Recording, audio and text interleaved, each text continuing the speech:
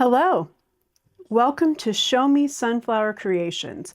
My name is Michelle, and I am going to be making bracelets today, and I thought that I would bring you along while I did. So I am going to be making polymer clay bead bracelets today, and I've brought out my electric bead spinner.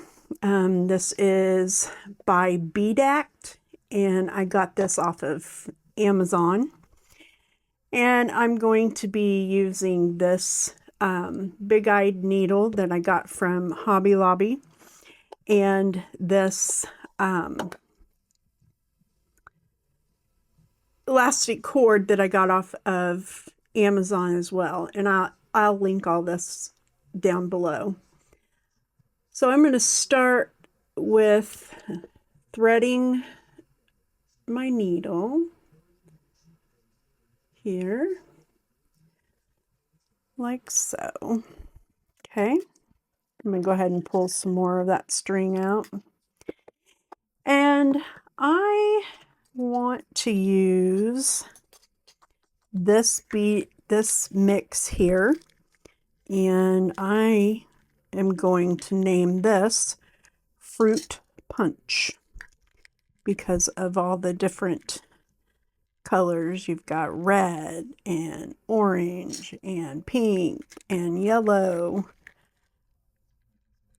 And what you want to do is you want to make sure that your bead spinner is at least a third of the way full, if not halfway full with beads. It makes it easier for the beads to get on the needle, because you're not going to stick the needle all the way down to the bottom. So I am going to go ahead and scoop the rest of these out of here. I'm going to use, I have a smaller scoop here. Well, this is the part that gets frustrating, is when when you're trying to pull them out of the container, which, by the way, this is a 32 compartment container, and I picked this up from Walmart. They've got 32, 18, 15, I believe, and then some smaller ones. All right, there we go. So now I'm going to go ahead and close that up. And this is a jewelry making toolkit that I got off of Amazon as well. And I'm going to go ahead and open it up, put it right there, but I'm going to pull these scissors out. Okay, so here's what you want to do is you want to make sure that the bead spinner is spinning in the opposite direction of how you're holding your needle. So since my needle is facing to the left, I want my bead spinner to be going counterclockwise. So, and you don't want it to go extremely fast, but you don't want it to go really slow either. And you just want to kind of hold the needle towards the side of the bowl there. And as you see, it gradually fills up. Whoops.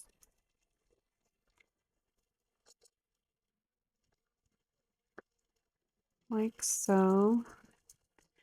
And so what I usually do is I get it about halfway full, and then I will shut the spinning down, and I will push what I've got down onto the thread, cord, This is more like thread, to be quite honest. It's elastic. Elastic thread is what it's more like. Like, again, I'll link it down in the description below.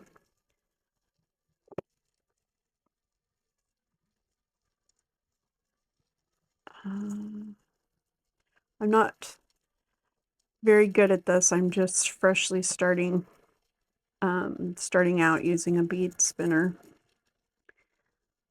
So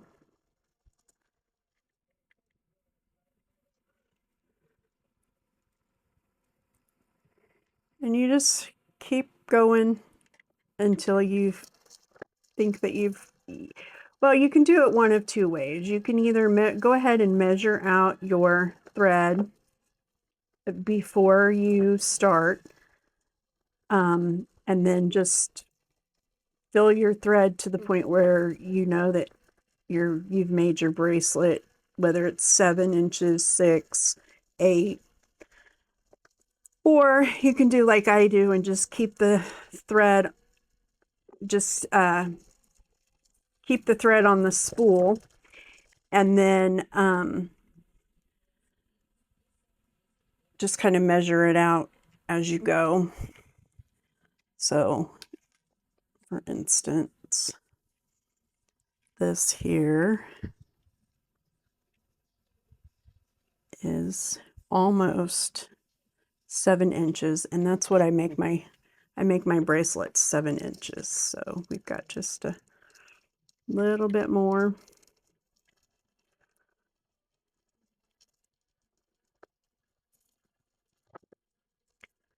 Just a little bit more.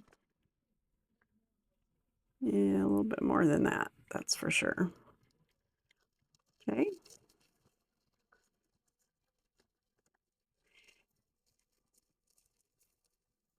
And you want to make sure that you have good control over the needle. I'm thinking that's probably enough. Probably more than enough, to be quite honest. So then, since I'm doing it on my mat, I can just measure it out. Yeah, see, that is way more than enough. So I'm going to go ahead and take the thread off the needle, and I'm going to go ahead and dump this back in here. So now, measure it out again, and that's exactly 7 inches. So move this back to the side there. So what I do is I push this end of the beads down as close to the bottom of this thread as I want, because you always want to have, oh, I'd say about 1.5 inches, 2 inches of extra thread, so that you can tie your knot. So now I'm going to take my scissors and cut that. Now I stretch out the cord so that way it'll already be stretched when you go to put it on, and you won't have to stretch it near as much when you put it on. So the way I tie my knots is I just take it and I put left over right, pull it tight, and then I take left over right again, like I was going to just tie my shoes or whatever, and I put it through once, and then I put it through again, which is what's called a surgeon's knot, and I pull it tight. And I do this about 4 times. So I make 2 just normal regular knots like you were tying your shoe, and then I do 2 surgeon knots, like so. And there you have it. And you can either leave it at that, or I have some bead-along cement, hypo cement, and I will usually put just a little dab of this on the knot. I always make sure I get the front and the back of the knot, like so.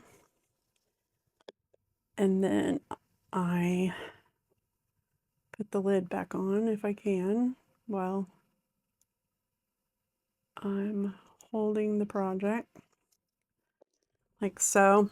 And then sometimes I will set in front of a fan and hold this like this till the cement dries, or other times, like I'm doing now, I will just sit here and hold it like this until it dries.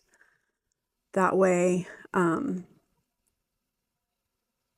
it just helps strengthen the knot, and it helps you feel more secure that the knot's not gonna come apart like this. So I think I'll actually, for video purposes, I'm going to go ahead and put this in front of a fan.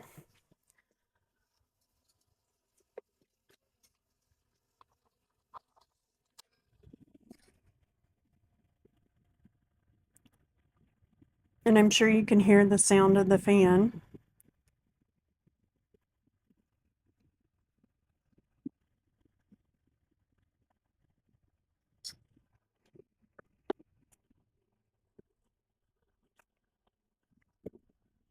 I just have a little desktop fan like that.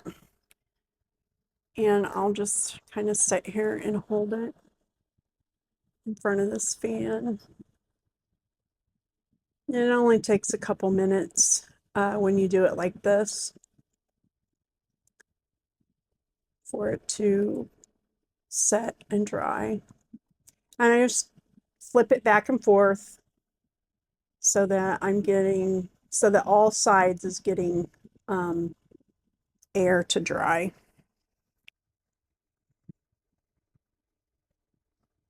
Like I said, it just takes a couple minutes.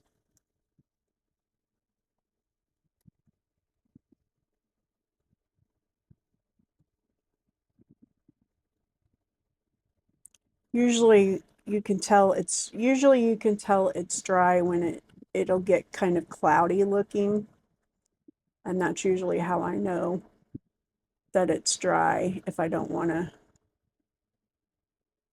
touch it like that and take a chance of getting it all over my fingers. But it's starting to look cloudy on the other side. I don't know if you can see that, but it's kind of cloudy on this side. So hold this side, get it nice and dry.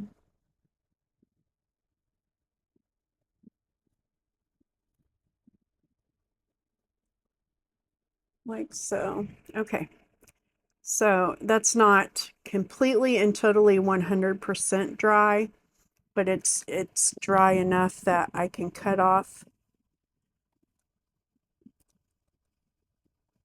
I can cut these strings off, and I cut them as close to the knot as I can possibly get them. And then I kind of pull it through a little bit so that I hide that knot in with the beads, like so. And there you go. Fruit punch is what I'm going to call that.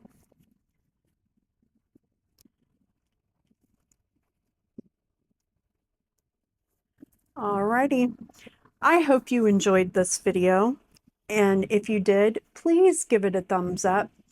And if you wouldn't mind hitting that subscribe button, I would greatly appreciate it. It would most definitely help my channel, especially since I just started my channel. I just started my business of selling bracelets. So I'm just, I'm really working to try to get my business name out there, and my products. So if you could hit that subscribe button and give me a thumbs up, I would greatly appreciate it. And again, I hope you enjoyed this video, and thank you for joining me here on the Show Me Sunflower Creations channel. Until next time.